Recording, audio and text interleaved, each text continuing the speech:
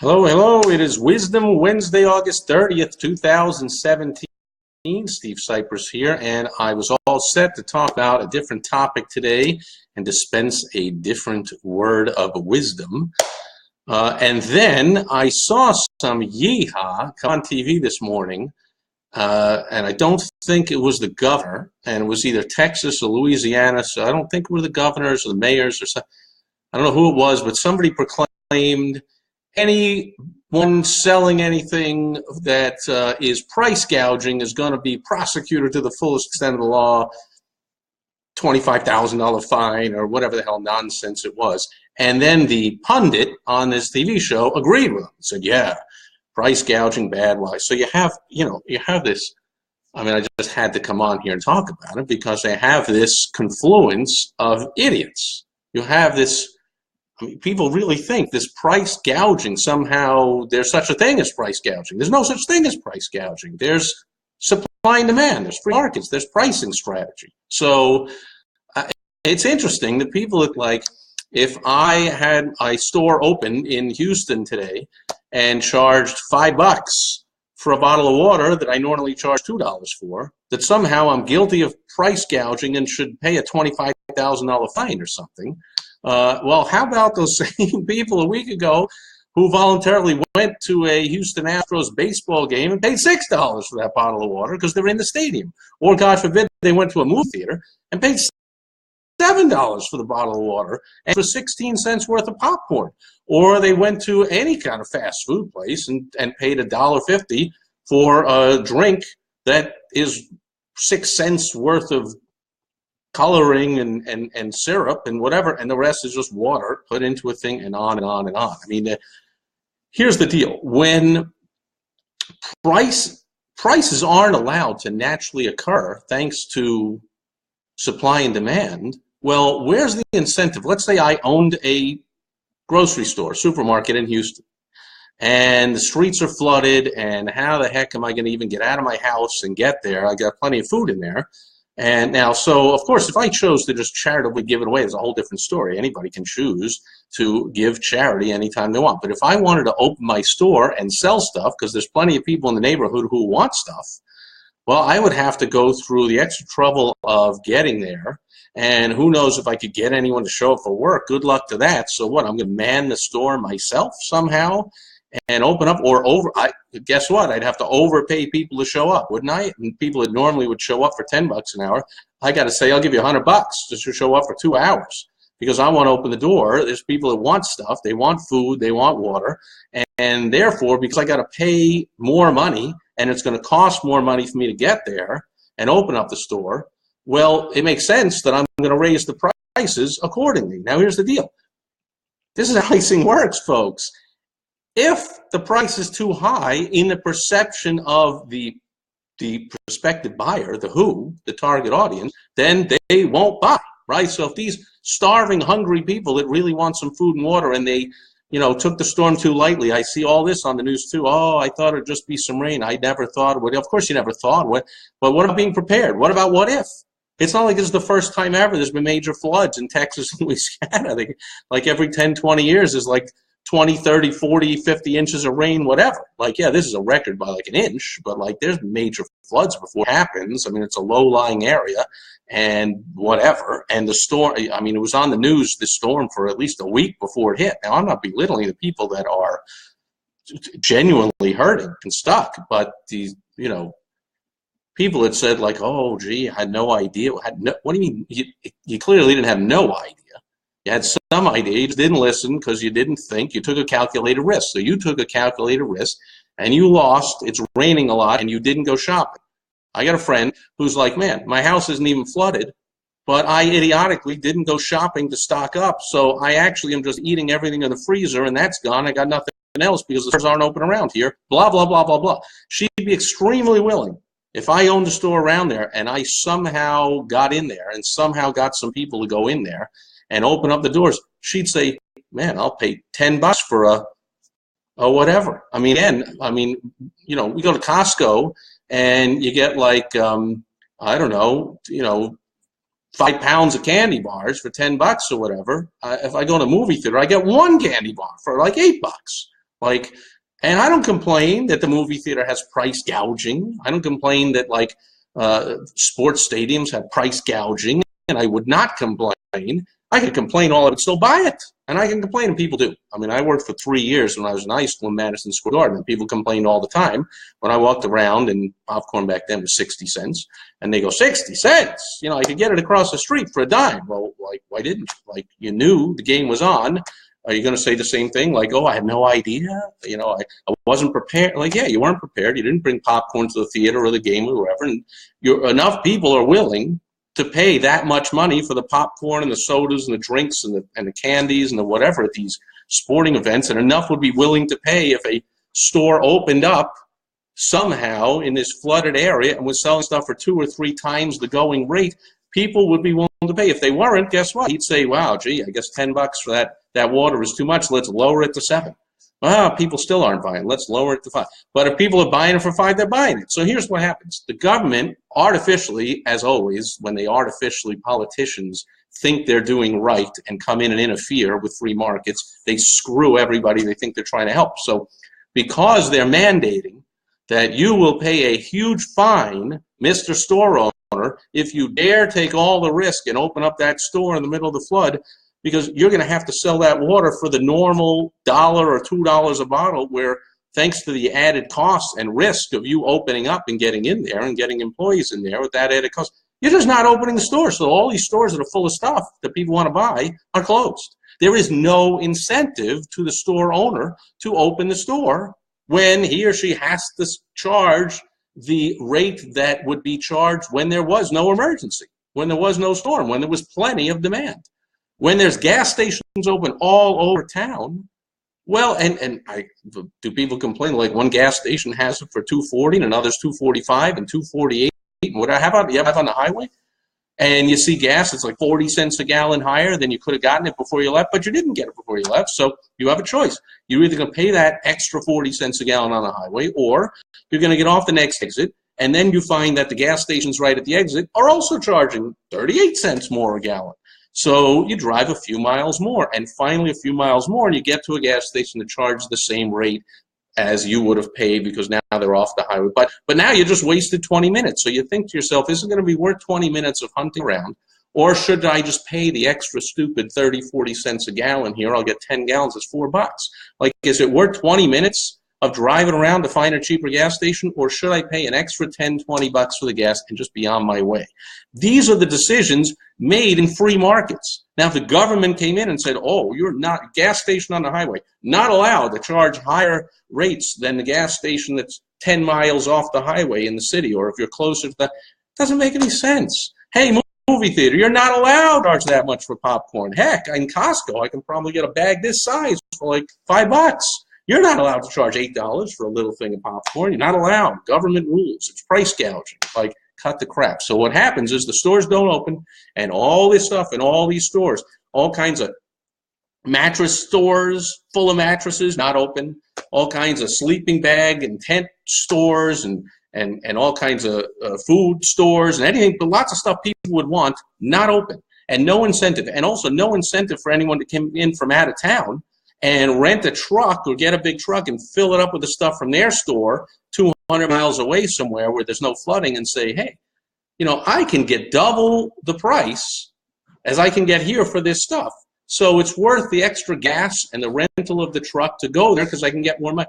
But no, the government takes away all these free market decisions. So guess what? People do not flock in from out of town to sell their water and other supplies. The stores don't open. And so because of this anti-price gouging, what happens is there's a shortage of everything, and nobody can get their stuff. So thank you, government, for putting on this price gouging, thinking somehow it's a bad thing if you charge a price people are willing to buy for something.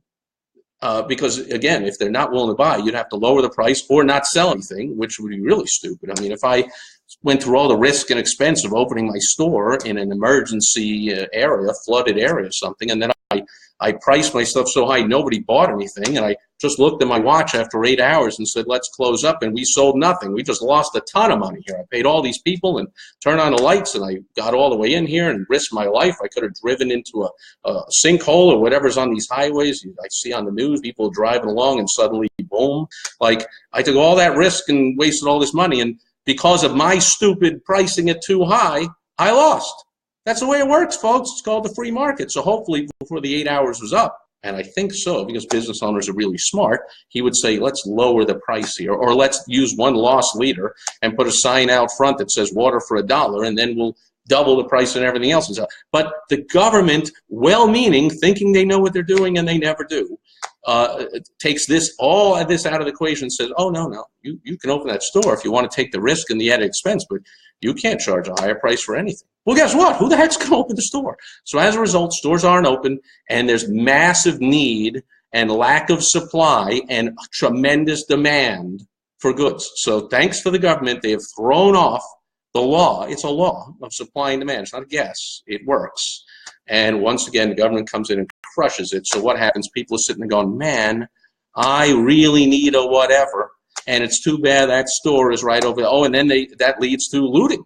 Well, now we'll have to break into the store and get it because they're not opening the store. So now we'll have looting. So now we got to send cops out when they could be rescuing care of people. We got to send them out to man the streets and watch out for looting. Wouldn't be looting if the stores were open, and the stores would be open if you let them charge pricing accordingly what the market will pay. And I could go on forever, but it's just a shame to watch people in the time of most need for goods and the government depressing the sale of the goods and therefore hurting the people who need the stuff most. Outrageous, but typical of the government. That's it for Wisdom Wednesday. As always, at the end, hey, should have gone here earlier. As usual, there's a bunch of people here. Justin, Rich, Phil, Lee, Nina, Donna, and Rich says, man, put on the glasses. Questions, concerns, put them in the comment here, and then we'll be off. But Rich says, proof of Wisdom Wednesday. StubHub doesn't get right. Yeah, try and get tickets to a game. Like, you can get tickets to any concert or any game as long as you're willing to pay the going rate, which there are anti-scalping laws. Oh, you're not allowed to. But the cops look the other way in the interest of the better, the greater good for the consumer. The consumer who says, man, I don't have tickets to tonight's game, but I'd really love to go. And I wasn't smart enough to prepare way in advance. And I didn't get the tickets, but I am willing to pay for face value $20 tickets. I'll pay $100. I'll pay $300 because I really want to see this singer, or I really want to see this game, or I really want to see this fight, or whatever it is.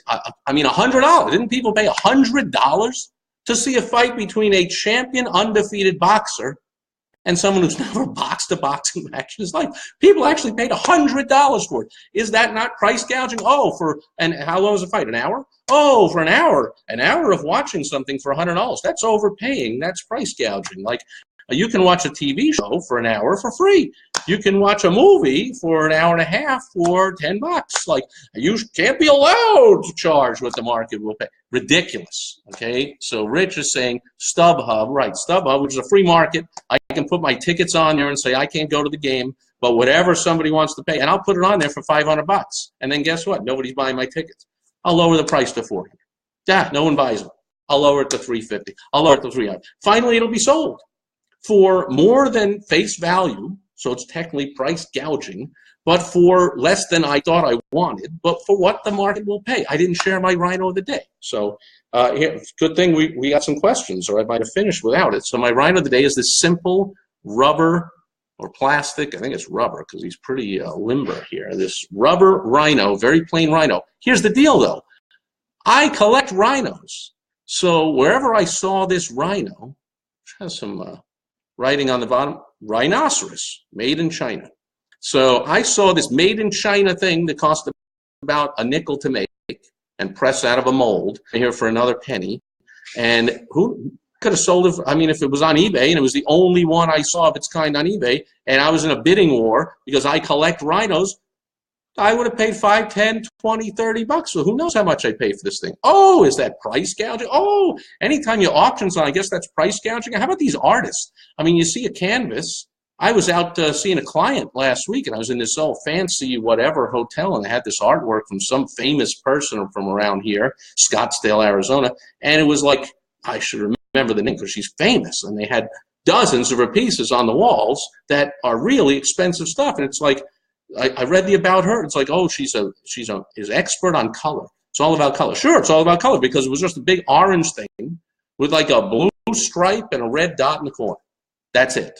And she would title of all kinds of things that, you know, to me, I mean, it had nothing to do with whatever it was. I'm like, that's a what? Who, what? And 20 grand, 50 grand. And after she dies, it'll double up to 200 grand. What? Oh, price gouging.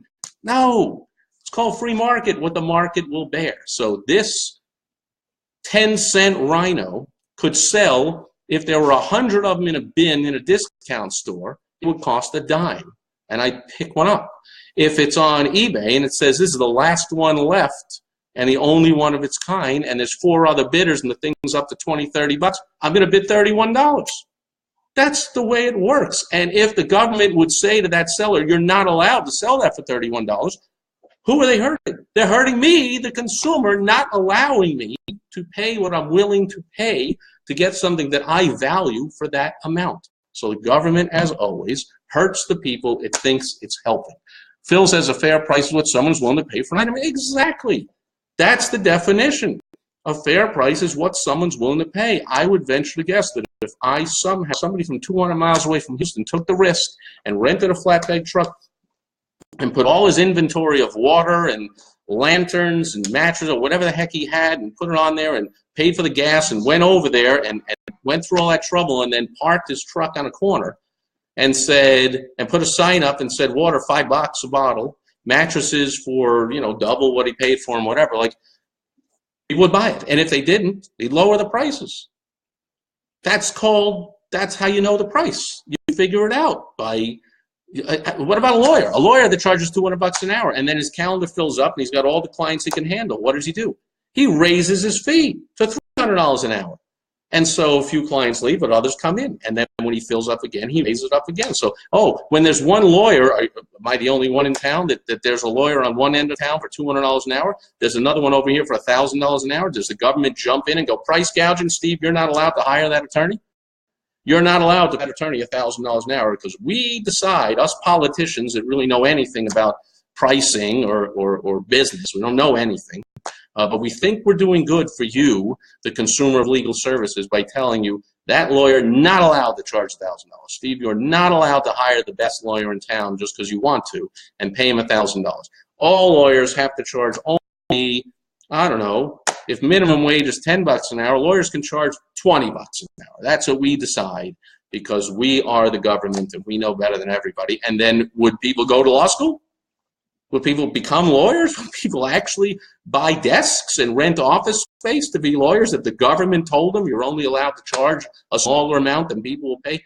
Whole thing doesn't make sense, but people jump right in an emergency and go, oh, yeah, price gouging, terrible thing. You can't do it. Like, great. All the stores are closed. Nobody gets to pay anything. Greg is here, and Phil says, I remember all those reports of government agencies paying $45. Great point. Government agencies paying the Pentagon pays $45 for a screwdriver, $200 for a toilet seat. Like, there's the government itself, price gouging itself. So should whoever the Pentagon bought that $300 hammer from go to jail for selling a hammer to the Pentagon for $300? No, the Pentagon was willing to pay $300. Our government, your tax dollars, was willing to pay that money. Somebody accepts the money. It's the way the market works, the way the world works, the way life works, okay? Let people buy stuff if they want to buy stuff, and then let people give away stuff if they want to give away stuff. But all these government rules, you can't do this, you're not allowed that. Look what's happening in Texas. It's the revolt of the non-government, because it's Texas. It's the most self-reliant state, maybe outside of Alaska, but it's an amazingly self-reliant state. You've got the big Houston, the big city, the gimme, help me, take care of me area. But otherwise, real self-reliant. And I don't think a lot of people that dwell in the inner city in Houston own fishing boats and are outdoorsmen and go camping and fishing a lot. So it's those people that are saying, we can't wait for the government to come in here and requisition and the federal this, and Donald Trump's got to go to Congress and beg for money from the Texas senator himself, Ted Cruz, who famously came out a dozen years ago when another hurricane smashed into New York and said, screw New York and New Jersey. They shouldn't get any federal funds. But now, guess what? It happened in Texas. dork. And so now, oh yeah, now we need funds for that. Like, oh, so there's going to be an argument in Congress, which Congress is on vacation even. So did they come back? Did they say this is an emergency? We're coming back in session and we're giving money. I saw something on the news this morning. They were, hey, FEMA has already given $25 billion, $35 million in aid, as if that was a good thing. I'm like, how much Kool-Aid did you drink this morning? Like, I saw estimates, this is $40–50 billion of damage. And they've given less than 1/1000th of that? They've given $25 million so far? Like, what? Bully for them. I can tell you right now that entertainers, athletes, private citizens, all these people risking their life and giving their time, and I see the interviews with these guys with their boats. They're like, yeah, I could have. My house wasn't flooded. I could have sat there and hung out and been safe and whatever. But how can I do that? Well, there's people that need help out here. I'm going to come out here. I got a boat. I'm going to come out here and risk my life and have a boat and maybe save a person. And now I'm saving doggies, cats, and whatever. I'm going to do this because that's what you do. Like, we don't wait for the government to say, oh, we're going to argue now between how much aid and how much, screw all that, okay? So anyway, I'm getting all way off on a rant here. It's not about insurance that, of course, should all be private and should have nothing to do with the government. How ridiculous. But we're talking about pricing. Pricing strategy is simple, folks. And it's the biggest mistake I see business owners make, and where I can do the most good for my clients is helping them with pricing strategy. And if I used to, back in my door-to-door sales days, we were famous. I spent 4 months one winter in Florida, and the stories were famous. Or when the hurricane hit, we took those legend lanterns out of the back. I was just laughing about this the other day with an old friend from door-to-door sales. Hey, thanks for all those likes. John's here, Dan's here, and the owner of that warehouse that consigned the goods to us to go out on the street and do the door-to-door sales, he always kept in the back couple of containers of these, what we call these legend lanterns. They were 6D battery operated flashing lights, and we sold them on the street for $10. But in a hurricane, they were legendary stores, sold them for $40. Well, what does that mean? That means that someone like me, a direct door-to-door salesperson, said, you know what, it's a hurricane, and of course I ought to be safe and like stay in my apartment today. But I'm going to go into the hurricane area, drive all the way down there through the traffic, and every once in a while a bridge is out and they've got to drive around it. And we're thinking we're crazy the whole way down, but we're going to get down there and we're somehow going to plop ourselves down on a street corner and open the trunk and go, I got emergency lights for $40. And people are buying them. I was going to say like water, no pun intended. People are buying them like crazy.